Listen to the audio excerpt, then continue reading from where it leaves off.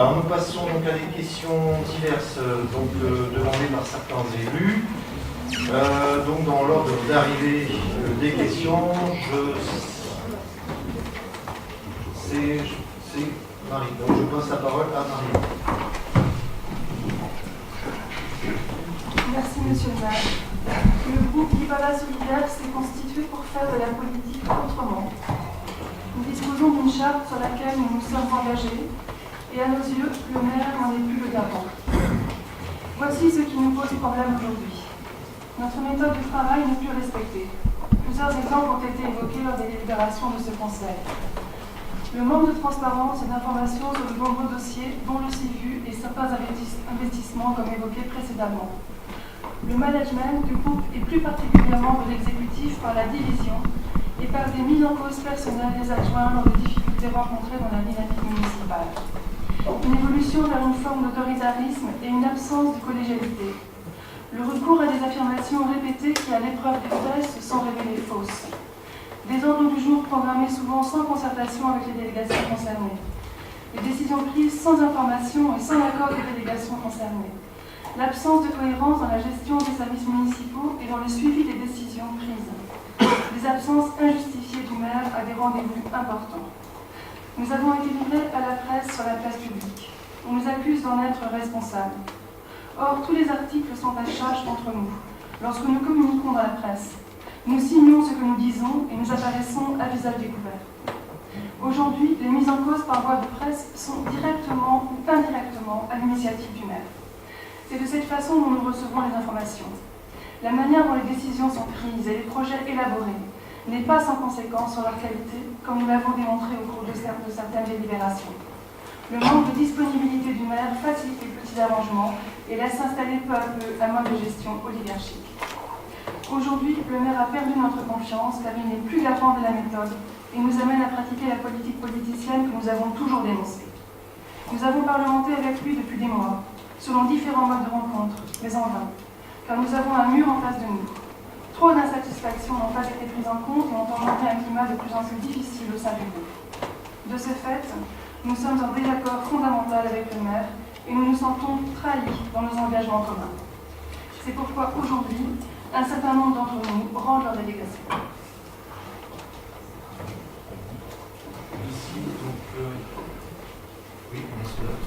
C'est pourquoi 6 adjoints et 5 conseillers délégués rendent leur délégation, à savoir Nadine Grimal, première adjointe, adjointe à l'administration générale, personnel, communication, démocratie, citoyenneté. Sylvie Nedelec, adjointe à la culture. Bernard Carleguer, adjoint à l'urbanisme, vie économique, agriculture. Christian Guillon-Varge, adjoint aux finances. Irène Préguer, adjointe à la scolarité et à la petite enfance. Daniel Léal, adjoint aux travaux, environnement, déplacement et sécurité. Marie Héron, conseillère déléguée à l'évaluation des politiques publiques et des valeurs républicaines. Agnès Oudod, conseillère déléguée à l'administration générale. Jean-Paul Messager, conseiller délégué à la culture. Paul Lucas, conseiller délégué au sport et aux associations. Dominique Adrahan, conseillère déléguée à la communication. Nous demandons à reprendre le statut de conseillers municipaux aux côtés des autres élus. Au moment où la situation dans laquelle vous nous avez placés, Monsieur le maire, et le sens de l'intérêt général qu'est le nôtre, nous conduisent à vous remettre nos délégations d'adjoints et de conseillers délégués, nous voulons remercier les services de la commune pour leur professionnalisme et leur disponibilité.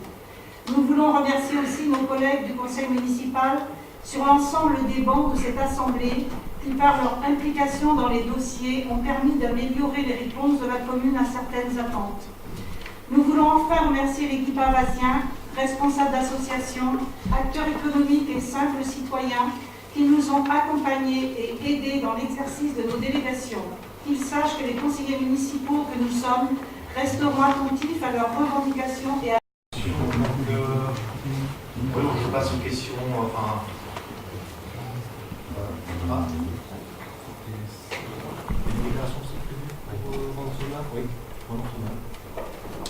Je voudrais juste faire un petit rappel des engagements de chacun des comités de Libala Solidaire avant et après les élections. Libala Solidaire, c'est faire de la politique donc autrement, comme l'a dit Marie. Dans la déclaration d'intention, nous disions nos valeurs partagées sont écoute, proximité et transparence. C'est d'ailleurs pour rester fidèle à toutes ces valeurs, fondaments de nos convictions, que cet élu ont décidé en septembre 2011 de quitter la majorité. Dans notre charte, nous disions au point 3, toutes nos actions respecteront 3 obligations, proximité, dialogue et transparence. En conclusion, chacun d'entre nous s'engage personnellement en adhérant à cette charte. Chacun s'engage à porter les valeurs définies collectivement. Bien, c'est bon pour les déclarations. Très bien. Fabrice Jacob. Alors, j'interviens, j'ai eu des éléments complémentaires à ce que je vais demander maintenant. Je suis surpris du manque de disponibilité du maire. Il a toujours été clair dans sa campagne, c'est-à-dire qu'il serait 50% de son temps sur la commune. C'est donc pas une surprise. Donc au nom du groupe IPAVA à venir, je tenais à demander l'ouverture de débat sur la crise municipale qui met la commune et ses habitants sous le feu des projecteurs depuis maintenant plus d'1 mois. Je rappelle que nous sommes la plus importante commune de la métropole après Brest, une commune attractive où sont menés les grands projets de la métropole. Nous ne connaissions probablement pas tous les points qui vous ont mené à ce conflit, mais selon les seuls éléments relayés par la presse, ceci nous semble être du niveau d'une cour d'école. Le télégramme de ce jour semble me donner raison. Nous ne savons pas exactement comment ces faits se sont retrouvés dans la presse, néanmoins ceci est très préjudiciable pour notre commune, nos associations, nos habitants, le personnel municipal et pour nous élus. Plusieurs d'entre vous ont voulu me rassurer en nous informant que les dossiers avancés étaient suivis. Comment expliquez-vous qu'aucune commission n'ait eu lieu avant ce conseil? Ces dernières sont pourtant habituellement dirigées par les adjoints, comme l'a rappelé ma collègue tout à l'heure. Comment pouvons-nous être informés des dossiers? Au-delà de votre guéguerre interne, ne pensez-vous pas que nos concitoyens restent en attente de résultats? Le groupe IPAVA à venir demande simplement la remise au travail immédiate. Si ceci vous semble impossible, je vous propose simplement de passer la main et de provoquer de nouvelles élections. Une chose est certaine, la confiance entre les IPAVAsiens et leurs élus est rompue et il va falloir œuvrer à la restaurer. Vous appeliez ça faire de la politique autrement. Merci. Merci. Oui, Catherine Gader. Oui, quand j'écrivais, quand j'ai répondu à quelqu'un, dernièrement, j'avais dit que l'ambiance était délétère depuis 2 ans. En tout cas, c'est ce que je ressentais moi. Bon, finalement, je ne me tromperai pas beaucoup. Il y avait beaucoup de choses négatives. Donc, on ne sait pas du tout les raisons. J'ai pas envie de polémiquer sur certains points. Mais je suis extrêmement choquée, j'emploie volontairement ce terme-là, qu'au bout de 2 ans, simplement, une équipe se déchire de cette façon-là. J'ai entendu ce soir aussi des critiques, je ne dirais pas qui les a portées, mais il y a des choses qui m'ont dérangée parce qu'on vise quelquefois aussi le personnel. Je tiens à défendre le personnel et je leur dis bravo d'avoir tenu le choc depuis 2 ans. Je regrette qu'on en arrive là, pour la population du IPAVA. Tout ça, c'est très compliqué, c'est à gérer. Moi, j'espère qu'on repartira sur de bonnes bases très vite. J'ai été extrêmement contrariée de voir tout le déballage qui a pu être fait, surtout que moi, je n'avais même pas su dès le départ des choses qui se disaient. Bon, on a voulu m'accuser de choses qui étaient complètement fausses. J'ai découvert des choses très très tard. Enfin bon, ben voilà, c'est pitoyable ce qui arrive. Je trouve que là, le bateau, franchement, oui, le bateau, il n'y a plus de capitaine. Alors qu'on était prêt à aider. Voilà. Voilà ce que j'avais à dire à tout le monde, en fait. Oui, moi je souhaite apporter une précision quant aux commissions qui ne se sont pas tenues, puisque pendant l'absence de M. le maire, le groupe IPAVA Solidaire avait prévu de tenir un conseil municipal de 27, celui qui était prévu déjà uniquement consacré aux CIVU, remettant à un autre conseil le 18 mai par exemple, le traitement des autres délibérations telles que nous les avons vues ce soir. Il aurait été possible à ce moment-là de mettre en place des commissions. Monsieur le maire, à son retour, a modifié ce qui avait été prévu par le groupe et nous en sommes à ce conseil de ce soir et sa tenue, celle à laquelle vous avez tous assisté.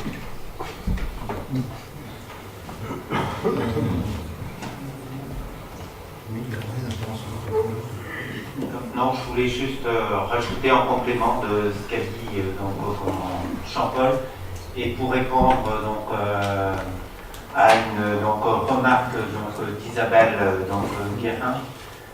S'il y a tant d'élus de Guy Pava Solidaire absents, il faut savoir que le calendrier municipal est établi dès le début d'année et qu'en conséquence,